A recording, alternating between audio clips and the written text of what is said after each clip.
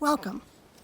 I'm Reverend Susan Fosdick, and today I'll be speaking on holding each other up. William Bryant said the groves were God's first temples, so it only seemed fitting to me that I would drive up to McKinley Grove to record in the sacred temples. Giant sequoias are an ancient species. They've existed here on Earth for 200 million years. They shared space with the dinosaurs. They've watched the Earth's evolution. They've been present for the totality of humanity's evolution.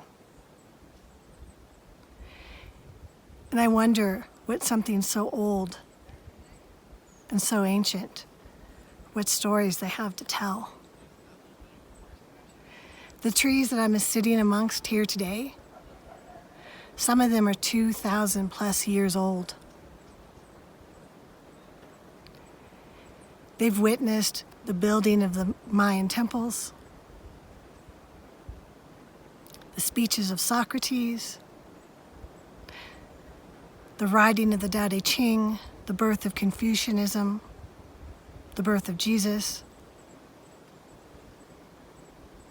fall of the Roman Empire, medieval times, the Crusades, the bubonic plague, the scientific discoveries of Galileo. When settlers first set foot here on the Americas,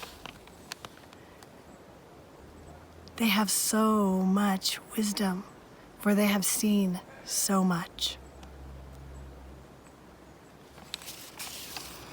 Giant sequoias are the largest living organism on Earth, reaching upwards towards 300 feet tall,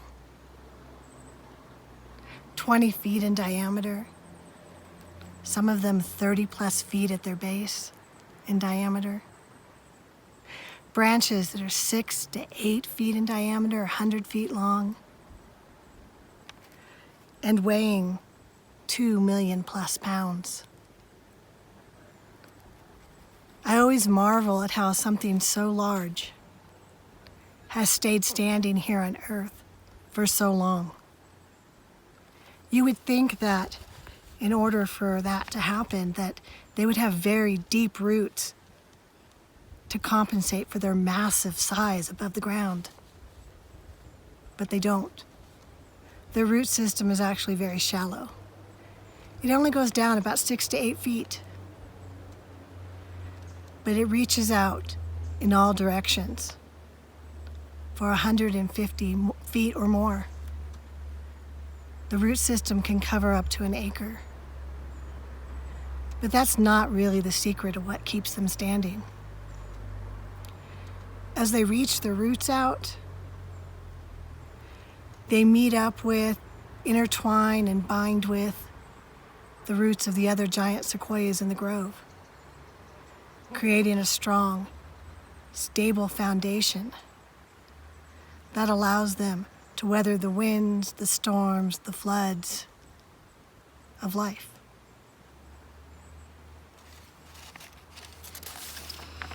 The last several pictures in the slideshow that you watched for meditation were of what we call New Thought Community Emerson hikes.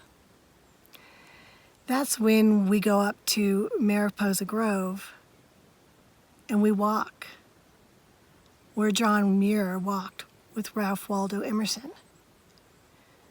And for anyone new to these teachings, the significance of that is that Ralph Waldo Emerson's philosophies and writings strongly influenced Ernest Holmes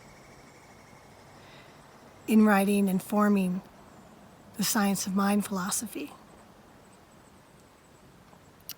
So it's said that while Emerson and Muir walked among Mariposa Grove, that Muir said to Emerson, "You are yourself a sequoia. Stop and get acquainted with your big brethren. I wonder if we all saw ourselves as the giant sequoia, what it would be like to embrace the energy and the vibration of these magnificent beings and embody their way of holding each other up. Brené Brown, she's a researcher and an author. And in her book, Braving the Wilderness, she has a chapter in there titled, Hold Hands with Strangers. And that just always reminded me of the giant sequoias and how their roots reach out and connect and hold each other. And in that chapter, she talks about what she calls inextricable human connection. Meaning that this connection within each of us, between each of us, that it can never be severed. And in science of mind and other spiritual teachings, we learn and we know that there is the spirit within each of us that flows from us to each other, through each other,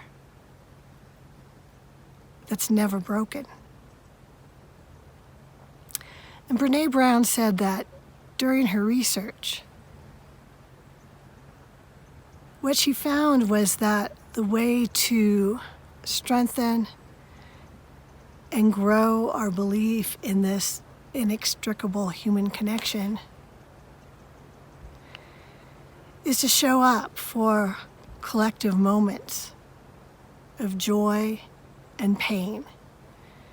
And she talks about some very familiar moments of joy, such as sharing concerts with her sisters and football games, going to church with people, with a diverse group of people that she can all share these moments of joy with.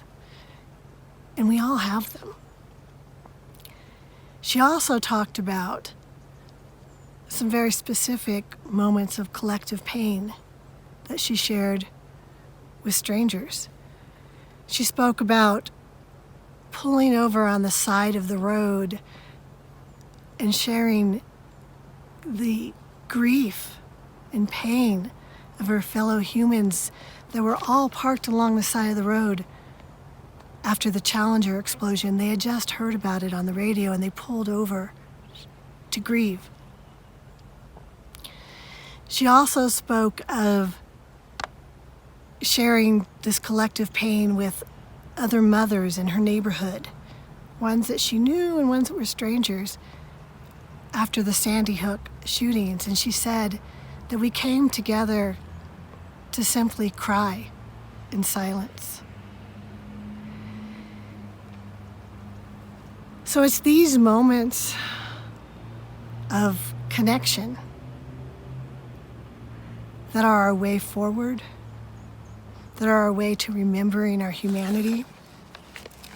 Brené Brown states that we have to catch enough glimpses of people connecting to one another that we believe that it's true and possible for us. So when I came up here today to McKinley Grove, I got here, I don't know, around noon. I was hoping that the Grove would be empty and I'd be able to film easily. And instead, there was families and children running and shouting and screaming and climbing on fallen trees and just in their joy. And I realized that this was it. This was a moment of collective shared joy, even if they didn't know that I was sharing their joy or that I was having joy they could share. It was a collective moment here in the Grove. I'm sure you have many of these you can remember.